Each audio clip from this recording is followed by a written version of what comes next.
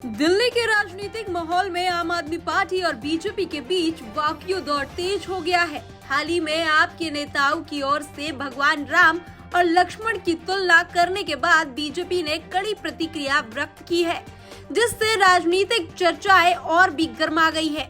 BJP के प्रवक्ता शहजाद पूनावाला ने दिल्ली के उप मुख्यमंत्री मनीष सिसोदिया की हालिया टिप्पणियों पर कड़ी प्रतिक्रिया दी।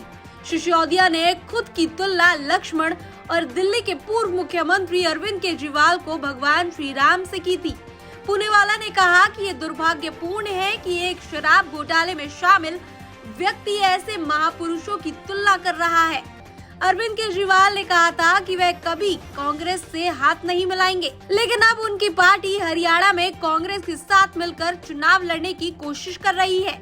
ऐसे व्यक्ति की तुलना श्री राम से नहीं की जानी चाहिए, जो अपनी बात पर कायम नहीं रह सके। देखिए, जो शराब घोटाले के और भ्रष्टाचार के रावण हैं, वो जब अपनी तुलना प्रभु श्री राम और लक्ष्मण से करने लगे, कभी अपनी तुलना शहीद आज़म भगत सिंह से करते हैं। मुझे लगता है ये इससे बड़ा अपमान हमारे प्रभु का नहीं हो सकता। और जो बात रामायण की करते हैं, तो सबसे महत्वपूर्ण सीख रामायण की क्या थी? रघुकुल रीत सदा चली आई, प्राण जाए पर वचन न जाए। पर बार बार आपने वचन तो तोड़ा है। बच्चों की सौगंध खाता हूँ, कांग्रेस से हाथ नहीं मिलाऊंगा। बच्चों की सौगंध खाता हूँ, 2 कमरे के मकान में रहूँगा, बड़ा गाड़ी घर बंगला नहीं लूँगा। शीश महल में रह रहे हैं, वो भी शीश महल 7 दिन में खाली करने वाले थे, अब बोल रहे श्राद्ध के बाद करेंगे। मतलब 3 अक्टूबर तक बात को टालने का काम किया। आपने तो कहा था कि मैं लालू, सोनिया, मुलायम, अखिलेश सबको जेल भेजूंगा। आज उनके साथ खड़े होकर जब भ्रष्टाचारी जेल जाते हैं तो इस्तीफ़ा नहीं देते हैं।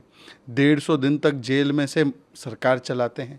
और यदि आप प्रभु श्री राम और लक्ष्मण की बात करते हैं, तो एक तालिबानी फतवा जारी किया कुछ दिन पहले कि फायर क्रैकर दिवाली में प्रभु श्री राम के आगमन पर तो नहीं फूटेंगे, परंतु जब एक शराब घोटालेबाज तिहाड़ से बाहर निकलता है तब आम आदमी पार्टी के कार्यकर्ता पटाखे फोड़ते हैं।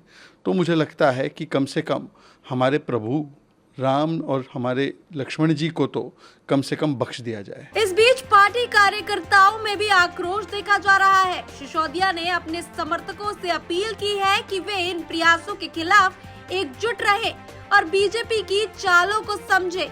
उनका मानना है कि यह समय एकजुटता दिखाने का है और पार्टी को अपनी प्राथमिकताओं पर ध्यान केंद्रित करना चाहिए। आम आदमी पार्टी और बीजेपी के बीच ये जुबानी जंग अब कहां तक जाती है, वो देखने वाली बात होगी। Bureau report, TV7 Bharat.